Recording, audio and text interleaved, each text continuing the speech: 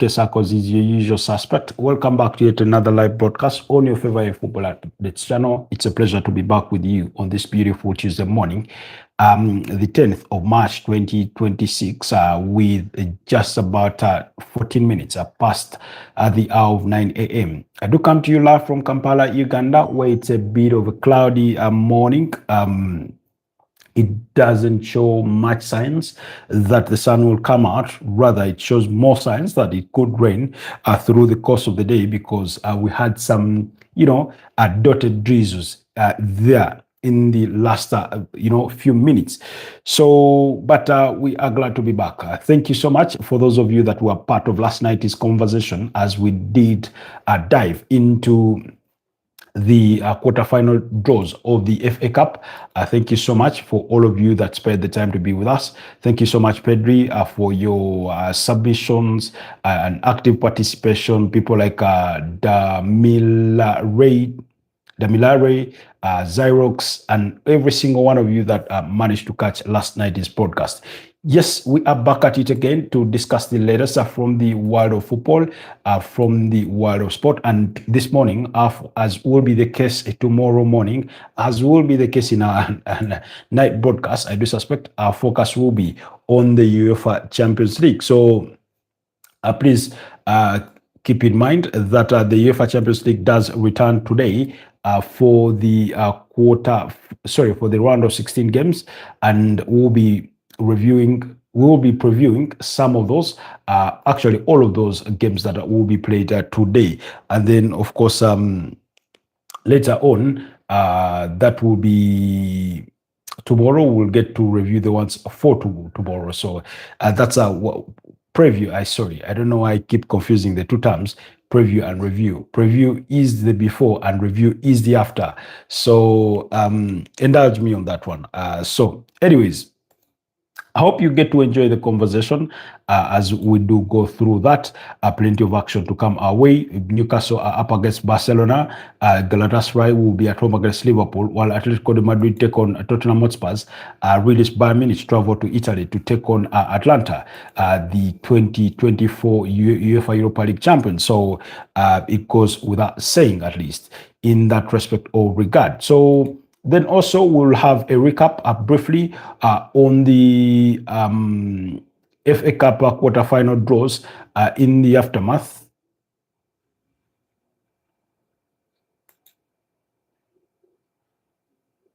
Like I said, we'll have a recap of the FA Cup quarterfinal draws in the aftermath of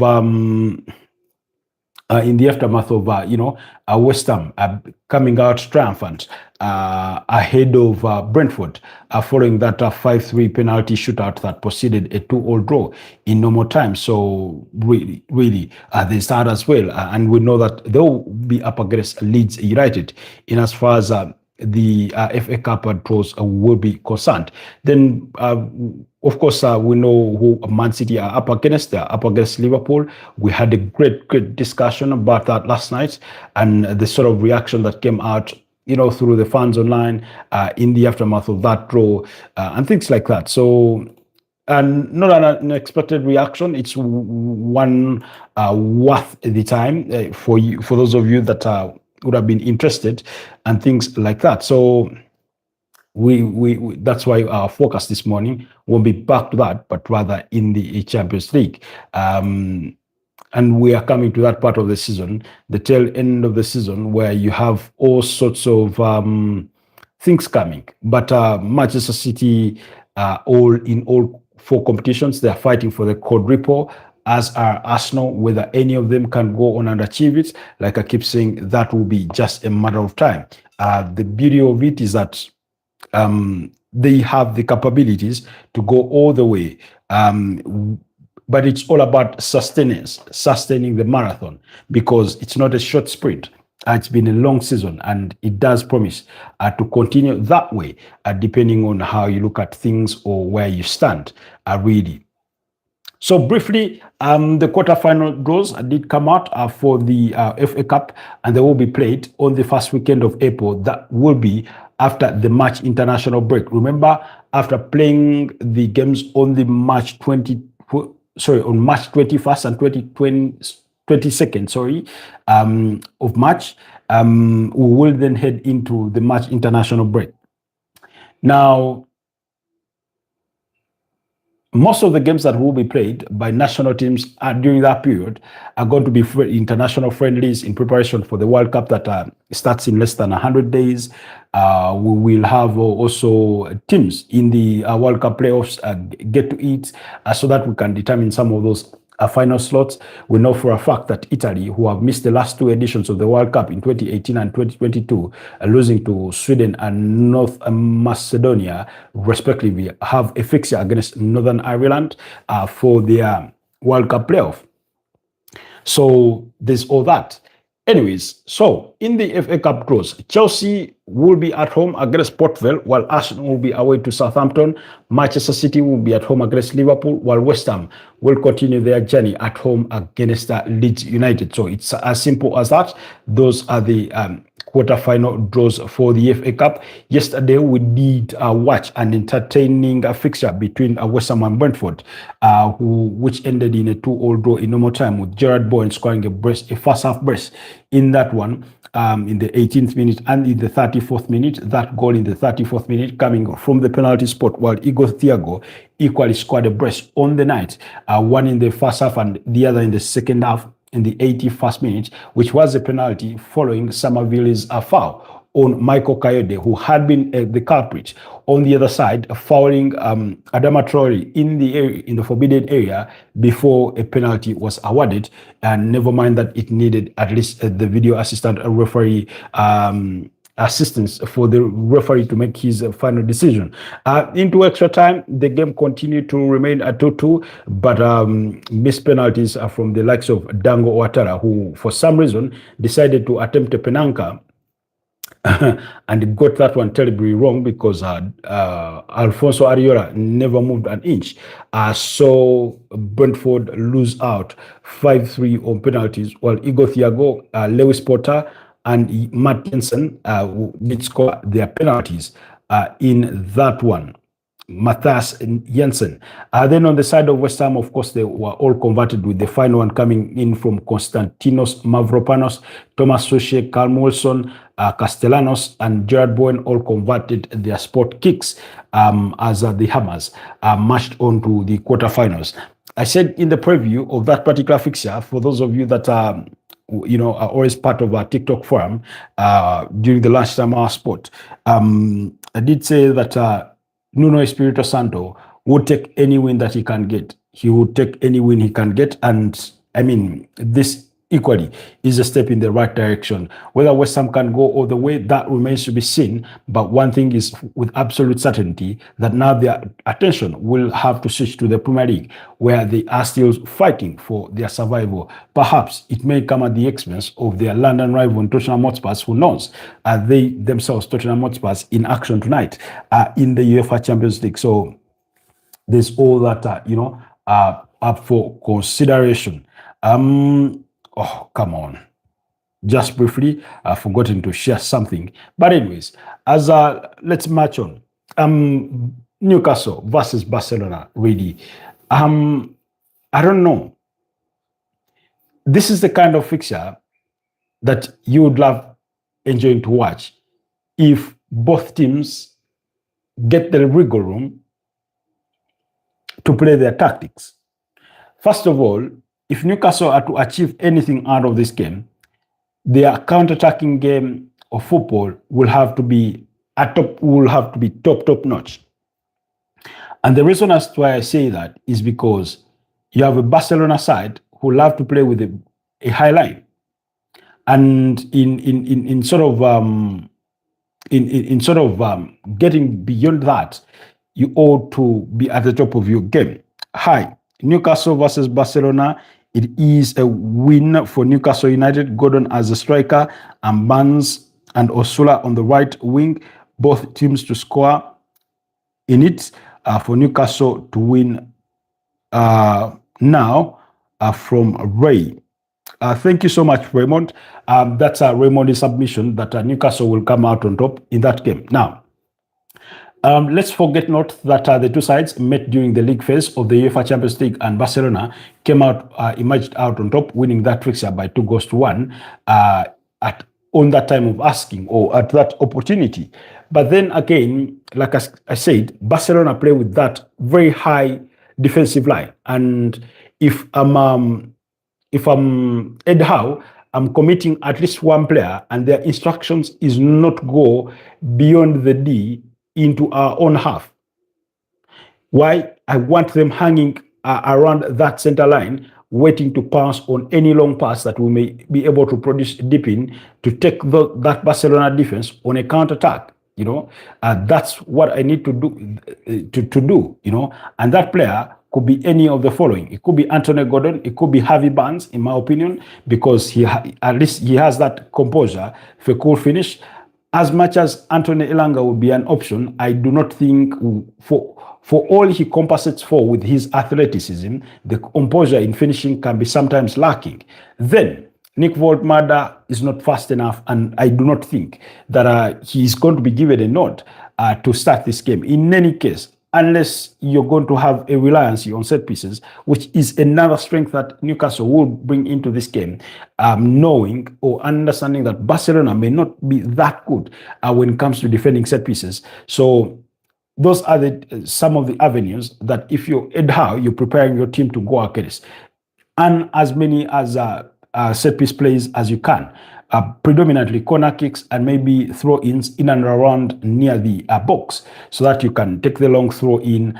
You have the towering players in the Malik Thiaw, the Danban, who knows if Seven Botman gets to play, but regardless, you have a very good deliverer of long balls or set pieces.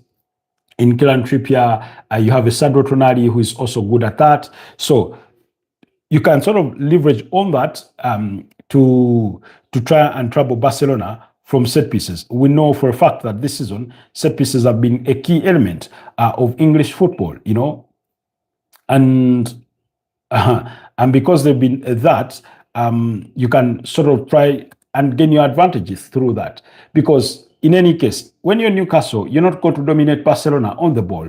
We know that Barcelona will dominate all the affairs when it comes to ball possession and things like that. So you must lean into some of your strength, and Newcastle's strength is in their speed, is in those set pieces, is in their physicality. We know for a fact that although their captain in Bruno Guimaraes has been absent through injury, but if you had to look around for what other positive Newcastle can bring on the table, you must lean into their physicality. Jolinton, Danban, Botman, Malik Thiaw, that sort of, element of nastiness. You ought to disrupt play as much as you can. I personally remember when Chelsea were knocking out Barcelona back in 2012 before going on to the final to meet Bayern Munich, for which they came out triumphant. That's what they did really, really well. If Didier Drogba needed to go down to claim a foul, he did that. If they had to clip the heels of Andres Iniesta, they did that. So they did everything they could to constantly disrupt play and deny Barcelona the momentum. So that's what Newcastle will be looking into this game. You want to kill as much momentum as you can afford to kill, because if you allow Barcelona get into rhythm, get into momentum, then trust me, they can be a bit too hot to handle. You have players like Lamine Yamal, who are really, really very good on the ball. Rafinha, Fermin Lopez, even if it is a Ferran Torres. Of course, in midfield, Pedri, you will play alongside Marc Casado or Marc Beno, depending, in the absence of Frenkie de Jong and things like that. So it's something that you ought to consider. But when you look at Barcelona's backline of Gerard Martin, Jules Koundé, or João Cancelo, Eric Garcia and Pau Kubasi, for me, they're not that standout elite backline that is impenetrable. So really, then Joan Garcia in goal is a really, really good goalkeeper. So if you're going to beat him, you must be intentional on getting past his agility, past his athleticism, and his quick thinking and things like that. Ball distribution wise, he's equally good. So then also, on the other side, speculatively, is Ed Howe has a selection headache when it comes to his goalkeeper. Now, just about almost a week and a half, if not two, ago, Newcastle lost to Everton by 3-2 at St. James's Park. And Nick Pope was a culprit in that one for poor performance. And he got dropped for their 2-1 victory in the subsequent fixture against Man United. And Aaron Ramsdale was given in the nod in that one. And he had some really, really immaculate saves versus Kobe Mainu, I think versus Lenny Yoro, versus Joshua Zirkzee, and things like that. But then, in their 3-1 loss, that's Newcastle against Man City, in the 50th round, a tie of the FA Cup, Aaron Ramsdale did not cover himself in glory because before Man City scored restore parity, having gone ahead through a Harvey Barnes strike, that ball, I mean, Aaron Ramsdale should be able to gather it before it penetrates through Savinho at the back end of the post before he taps it in. And then when you look at Omar Mamouche's first goal, again, it's a fumbled ball in the area. You thought Aaron Ramsdale could have done enough perhaps to come out for that one, but he didn't, so they ended up getting punished. For the third goal, you can't really blame him. So Ed Howe will have a bit of a selection headache there. Do you go with Nick Pope, who ordinarily has been his number one go-to goalkeeper for a good chunk of time, for as long as he's been in the dugout at the Magpies, or do you go with Aaron Ramsdale? Now, Aaron Ramsdale sometimes can be a bit of a double-edged sword. Very good shot stopper, will pull for you an immaculate save. His ball distribution is not bad, but that lapse of concentration that he tends to have usually can work against him. So you find that a really, really difficult thing to think about. So for me, that's how both teams will look to set up. Jacob Ramsey, this one got sent off in their victory against Man United. He got the red card. You suspect you suspect that in the absence of Bruno Guimaraes, he will be the man that they turn to complete that midfield trio alongside Sandro Tonali and Joelinton, really. So for me, I still lean towards Barcelona to have the upper hand in this one. But according to reports, Mark Beno has an issue. Alejandro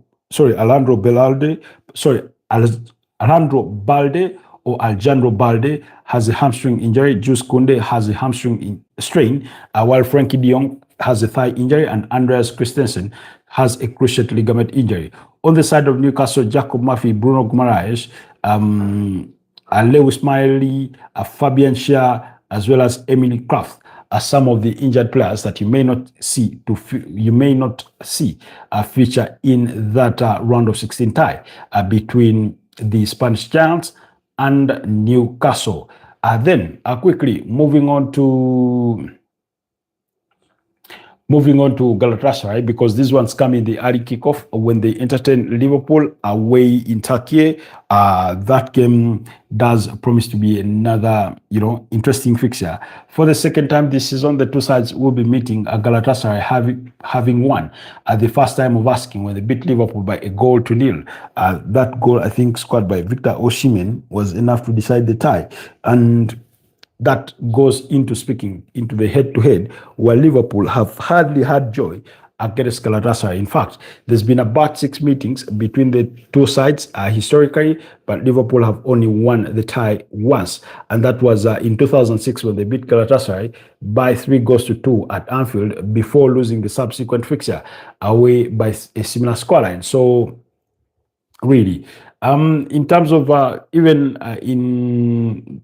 So really, that's how you ought to look at it. And if anything, sometimes I've very said that there will be that kind of opponent who on paper you may be better than in all departments of the pitch in terms of quality and everything that you may think about, but they just have your number. They know how to call you out. They know how to just beat you, So this Galatasaray side could be indicative of that, but also Arne Slot ought to salvage his team.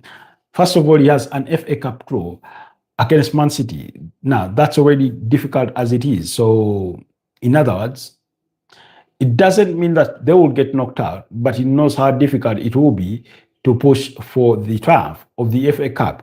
And on the other side of the UEFA Champions League, given how bad things have not gone for him all throughout the season, he must find a way to get past Galatasaray to keep to salvage whatever is left of his reputation amongst some of those Liverpool fans that have since started doubting his prowess as a manager and his ability to find the solutions, So, for me, Galatasaray is a very, very stubborn side. That midfield of two former Premier League players in Lucas Torreira, formerly at Arsenal, and Mario Lemina, ex-Wolverhampton Wanderers player, something to really, really think about. There's a Gabriel Sala in there, who scored a brace, I think, against Juventus in the UEFA Champions League playoff first leg that Galatasaray won by 5-2. Then you do have a Noah Lang, you do have Victor Osimhen. We know the kind of physicality and athleticism he brings onto the ball. We know how he doesn't easily get bullied by defenders. He will bring that physicality to it. So Liverpool win LA. That's a Mama Mia. Sorry, that's Mama Meme. Then Abdul Rahim says, hi everyone, how are you? You know everything about football and life. Liverpool getting knocked out in the FA Cup, UEFA Champions League and top 6 this season. Thank you. That's Abdul Rahim. Now, I think Abdul Rahim attempts to summarize how he thinks Liverpool's season will go. He thinks that in the FA Cup, where they've been drawn against Man City, they'll get thrown out or they will get knocked out. He seems to suggest that that's going to be the same script in the UEFA Champions League encounter when they take on, I don't know whether it's when they take on Galatasaray or otherwise. Meanwhile, Mami, please bear in mind that the fixture is away in Turkey. That's where the first leg is happening. So, but nonetheless, your prediction is that Liverpool will win by 3-2.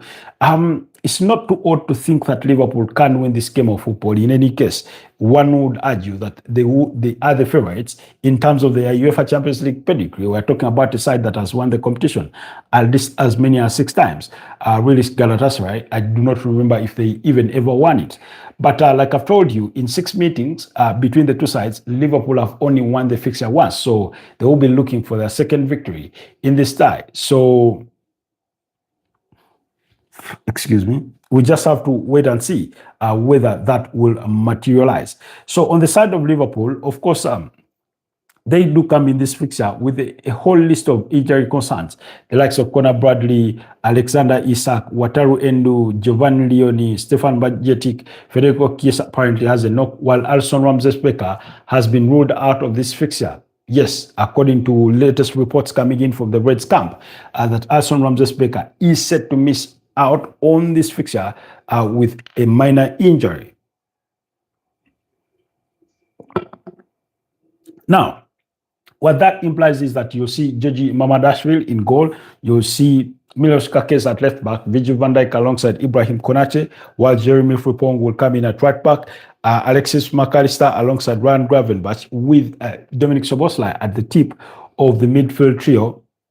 Cody Gakpo, Mohamed Salah, and Hugo Ekitike could be the kind of team that you see on there. Hotspur Flix TV says, come on you Spurs. He calls on to Tottenham Hotspurs to win their game against Atletico de Madrid. Please stick around and we are going to get to the Tottenham Hotspur game in just a bit as we wrap up this Liverpool preview against Galatasaray. So, Liverpool, in any case, if they did, and having watched that game between Juventus and Galatasaray, will know that Galatasaray are very prone to conceding goals. We saw them concede 2 in the first leg and 3 in the subsequent fixture of the UEFA Champions League playoffs against the Italian giants. And yeah, so you do have to outscore them because they equally know how to put the ball in the back of the net. We've spoken about the physical presence and athleticism of Victor Osimhen, who is not afraid to go into a physical battle, very good in the air, doesn't get bullied off the ball. So it does promise to be a very, very entertaining fixture. Davinson Sanchez, formerly at Tottenham Hotspur, is one of the men that stand tall in that backline for Galatasaray, as well as the likes of Ismail Jacobs. Really. Anyways, I'm not giving my predictions, if you realize, but for me, still somehow I do feel that Liverpool have the advantage here. Not the advantage, but they are the favorites to win the tie. Moving on to Spurs. Yes, Tottenham Hotspur today take a play away to Atletico de Madrid. Remember, they finished within the top 8, and Atletico de Madrid had to go through the playoffs, for which they had to, play against Club Brugge in the playoffs. Now, coming into this fixture, to be honest with you guys, I'm not feeling very positive about this Tottenham Hotspur side. The two sides historically have met a good chunk of times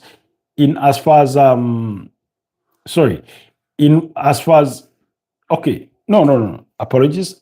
I do not have any memory in recent history or otherwise of the two sides meeting.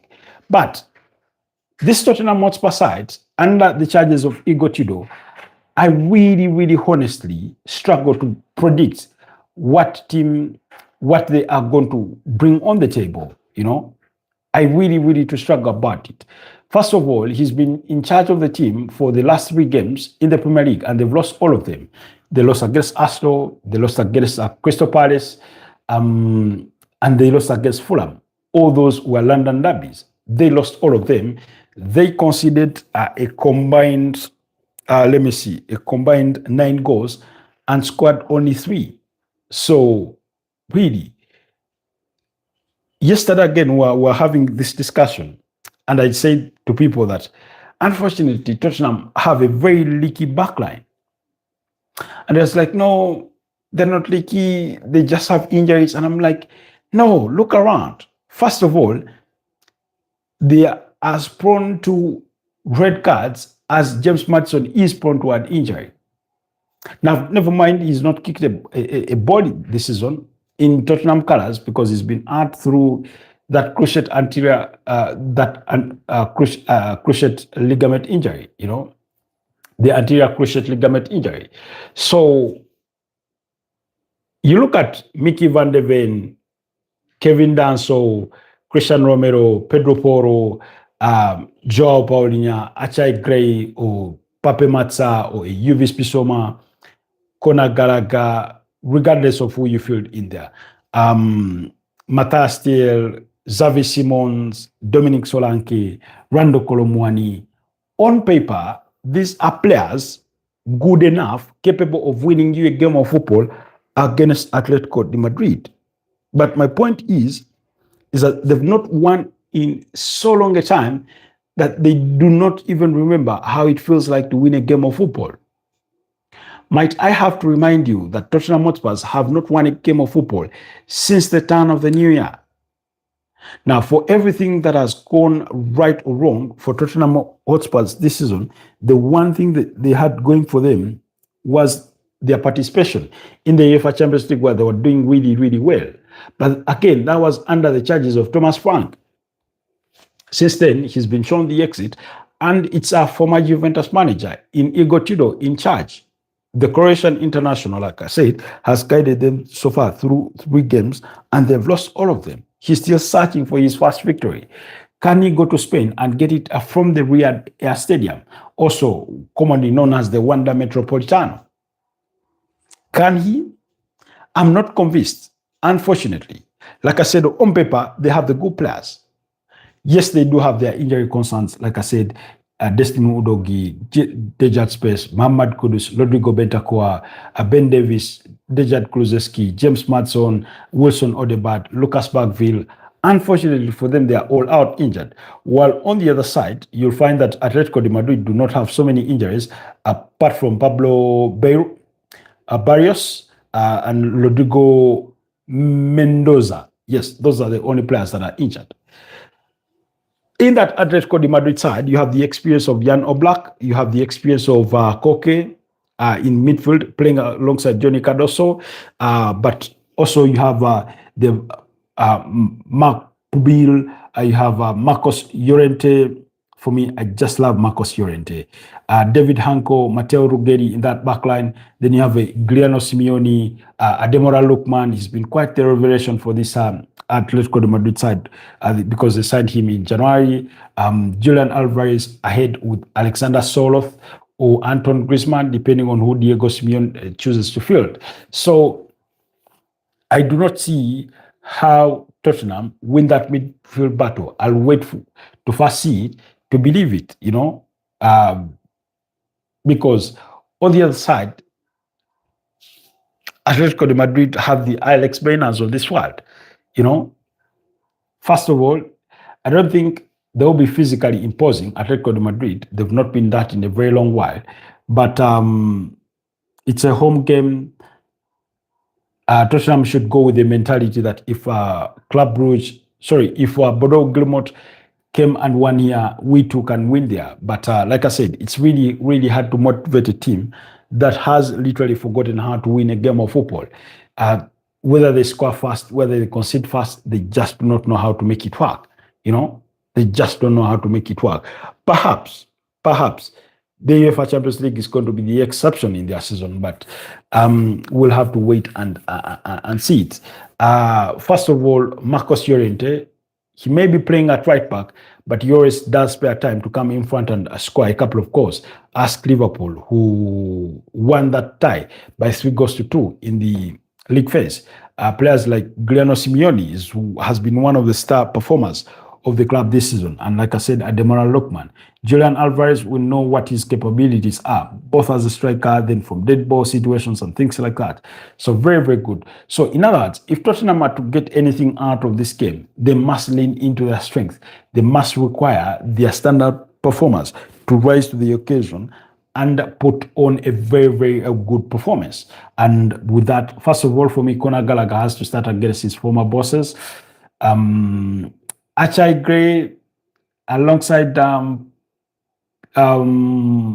Joao Palhinha, I'd rather play Pape Matsar in that role, in my humble opinion. So really, like I said, for me, the advantage is with the home side in Atletico de Madrid.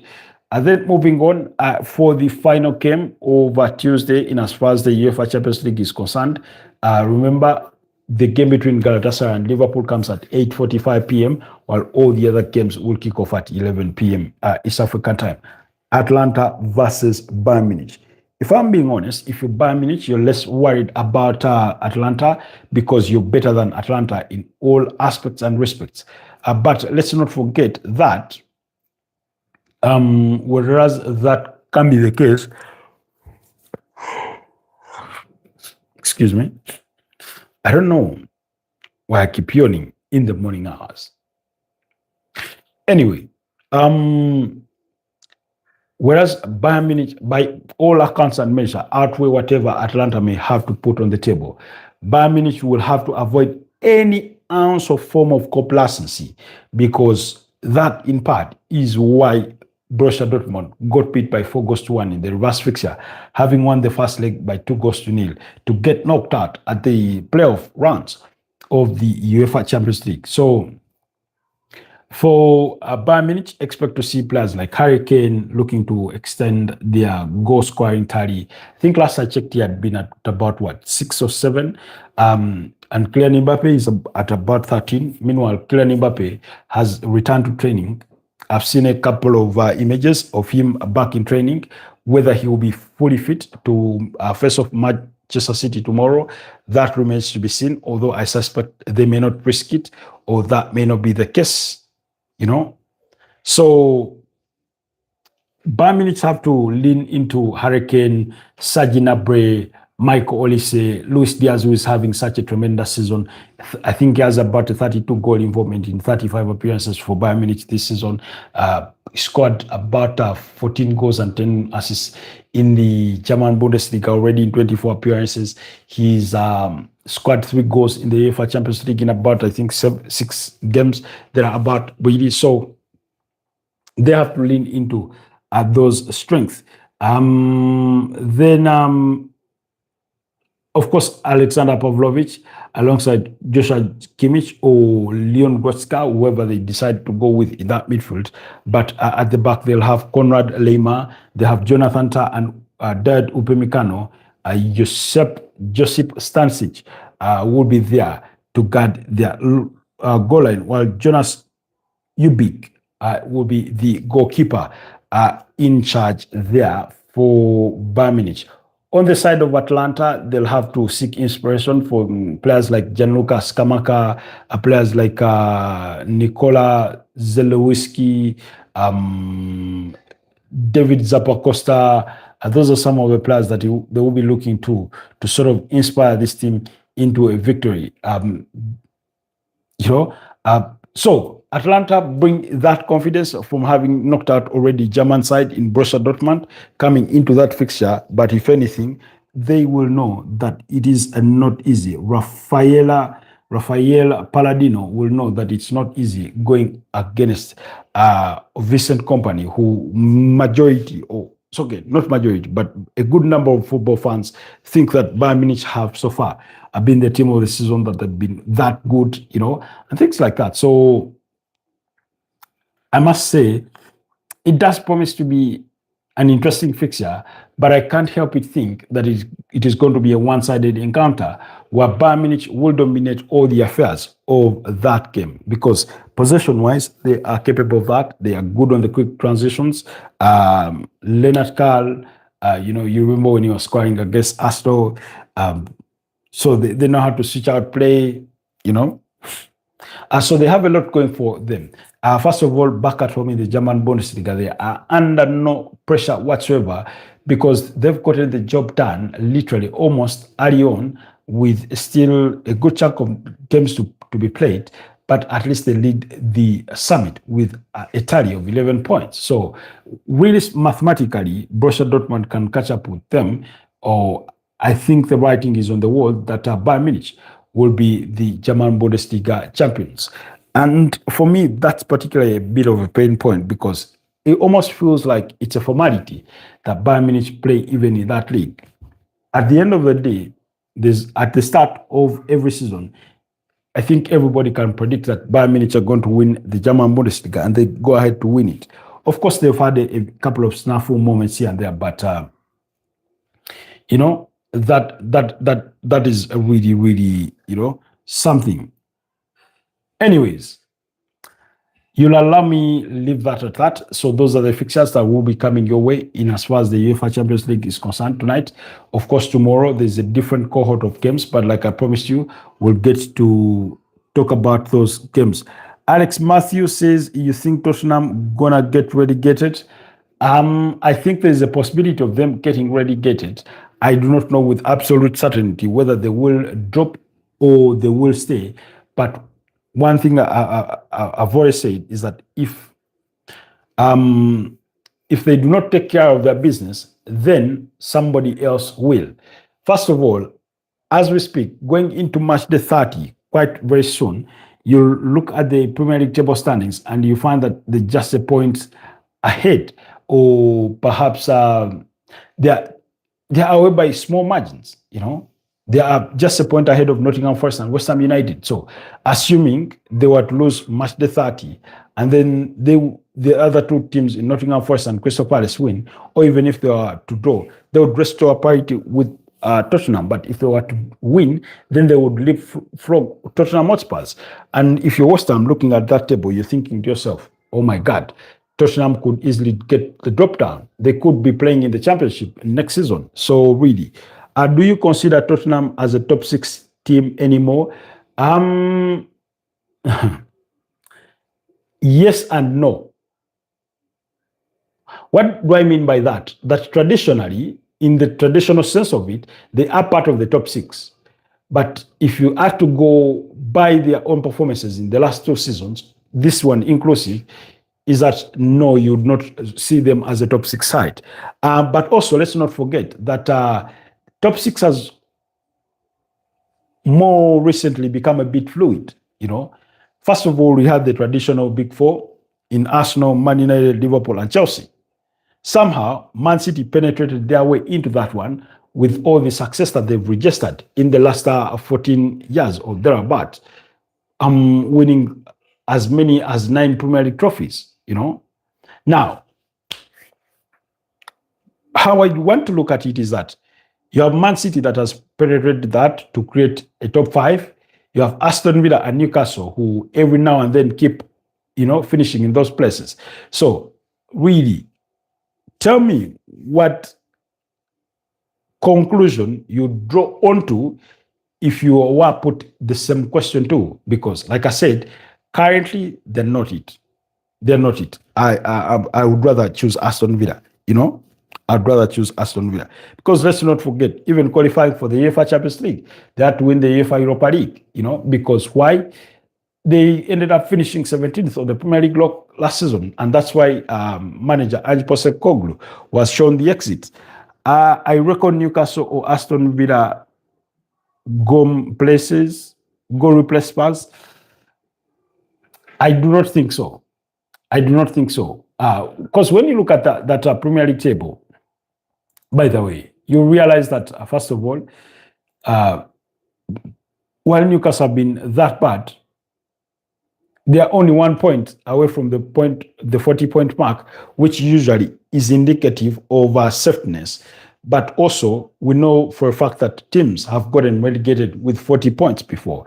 West Ham in 2002-2003, one prime example of that because they garnered 42 points. The majority number of points a relegated team has ever accumulated. So, really. And then for Newcastle, yes, I know they've not had a great season. They've had troublesome performances, particularly domestically. But yeah, I do not think they're going to slip down to the levels of Tottenham Hotspur, who are currently 16th on the league table standings in as far as the Premier League is concerned. So, yeah. Do you follow La Liga or anything else? Yeah, I do follow the Spanish La Liga. Not 100% or 90%, but I do follow a fair share of it. So thank you for asking. Because I do support Real Madrid. Yep. Newcastle has a potential to become a top 6. Not there yet. Aston Villa is genuinely good right now. Aston Villa is genuinely not good at the moment. By definition or by extension of their own results. They've struggled for results, but they are a very, very good team. I must say, Unai Emery is gotten them quite very, very competitive. So,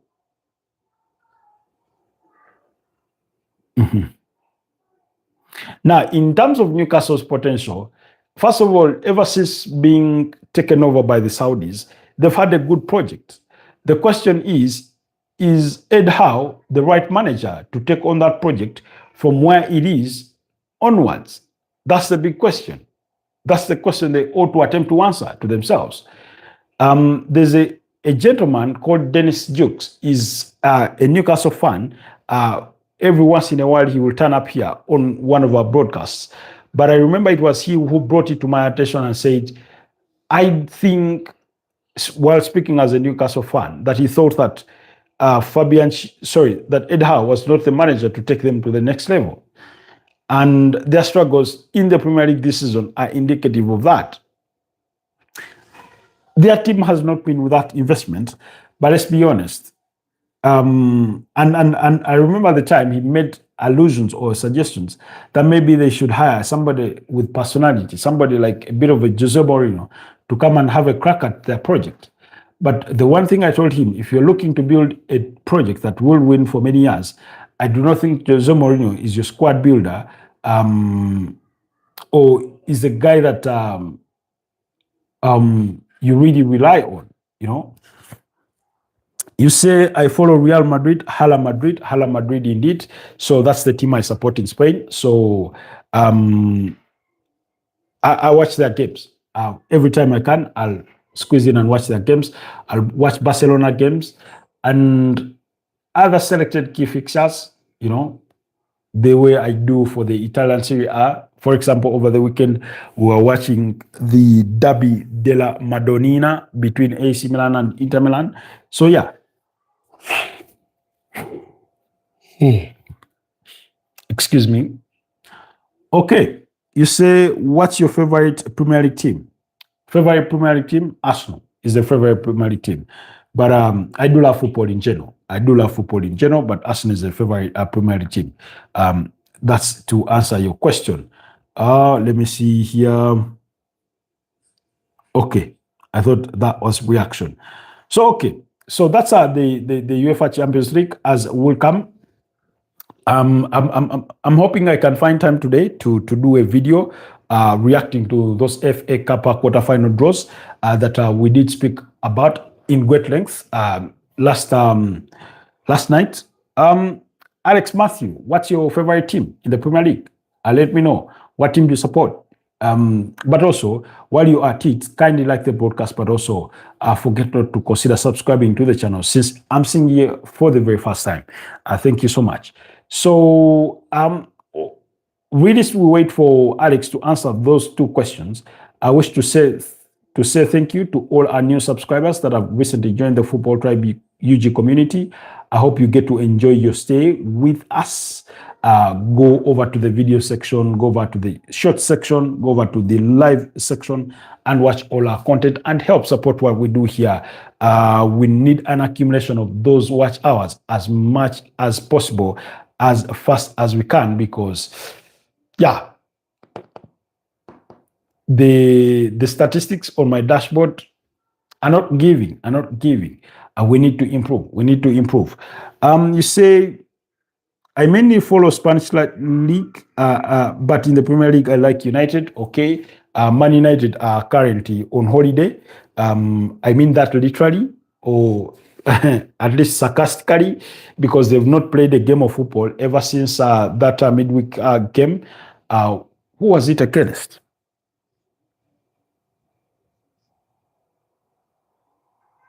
Yeah, ever since that 2-1 loss to Newcastle, they will return over the weekend to play a game of football. And the game that they will play on the 15th, because they have a game on the 15th. Who is it against?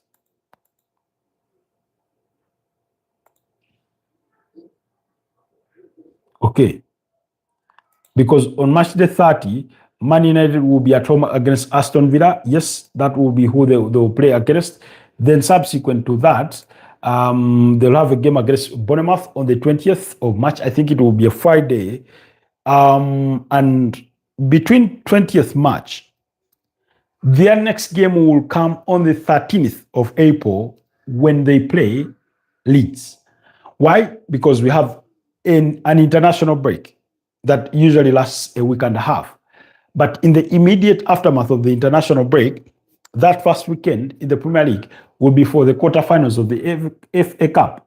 And we know for a fact that Man United are not in it. And because they are not in it, that will mean they get to sit it out another weekend until the 13th of April, when they can play Leeds at home. So what does that mean? They may as well have an early start to the summer. They may as well take their holidays, because if you're a Man United player and you know what's to come for the remainder of the season, particularly when you have representation at the national team, you need all the rest you can get. So really, it will be interesting to see how what they use their time for on that one. They could go in Saudi Arabia and play a friendly game. Who knows? I will have to wait and see. But they have as many as almost 24 days between their last match and the subsequent match. Jesus Christ. How the mighty fall. How the mighty fall. Alex says we weren't too good in the past 4 games, but we have better mentality. Um, I don't know. I don't know whether you're speaking about Real Madrid or you're speaking about Manchester United. If you're speaking about Real Madrid, I mean, some of those last results, losing to Getafe and Osasuna, were quite embarrassing to say the least. But it is what it is. It is what it is. Unfortunately, yeah. So really, that's the gist of the Premier League. But just to give you a recap, now following the quarterfinal draws of the FA Cup, a lot of Man City fans have come out to sort of protest in a way or dismiss the draw because they would have loved their team to be drawn perhaps against Leeds or perhaps against Southampton or perhaps against Port Vale, but contrary to that, they got Liverpool and then Arsenal got Southampton and they tried to make a fuss about it, like Liverpool had made the order for them to be drawn against Southampton. Everybody, I remember I was moving around town over the weekend and a good number of people seemed to think that that draw was the equivalent of giving Arsenal the title. It's nothing like that. It's nothing like that. Yes, when you ask between Man City versus Liverpool, Arsenal versus Southampton was the better odds of making it to the semi-finals that are always played in Wembley, I'm sure you'd say Arsenal have it the better. But let's not forget, you're saying you was Talon about United. Okay. Like I said last night, what you consider as small draws are never given. It's not a given that you're going to win that game of football. You know, in any case, go and ask Real Madrid, who lost to a second-tier division side in Albacete in the Copa del Rey before Albacete moved on to be knocked out by Barcelona. You know, so it's not as simple as people would want us to think. It's not a given that just because you're the dominant side or you're the bigger side, you're suddenly going to get over or better this smaller team, you know. So, and also, in a way, that acknowledges that Man City, sorry, apologies on that, Man City respect Arsenal as their biggest rivals this season. Of course, both teams are still fighting for the quadruple, but ordinarily, in days or years gone by, you'd have Man City brush off Arsenal. In any case, I think they beat them twice in cup finals ever since the coming of Pep Guardiola. Particularly the one I remember was 2018 when Arsenal lost by 3-0. Sergio Kun Aguero, Vincent Kompany, and David Silva scoring in that final. So, dear Man City fans, take a bitter pill and accept that it is what it is.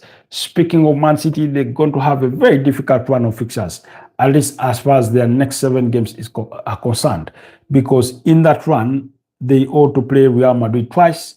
They have to play Arsenal twice in the Carabao Cup final and the league. They have to play Liverpool now in the FA Cup. So they have a trip against West Ham this weekend. So, or the coming weekend, really. Alex, you are speaking about Man United. Now, Man United, I'm not too concerned about them. I've told people, whoever cares to listen, that just because Michael Carrick lost that game against Newcastle, it's not indicative of who he is as a manager. All managers lose. When was the last time you had a team go an entire season unbeaten? Not even Pep Guardiola's mighty Man City were able to achieve it. They weren't, you know. So him conceding and then they get beat should not be really news, because if you look at his report card, 8 games managed, lost only 1, drawn 1, and won the other 6. So tell me how that is bad. Tell me how that is a bad result. You know?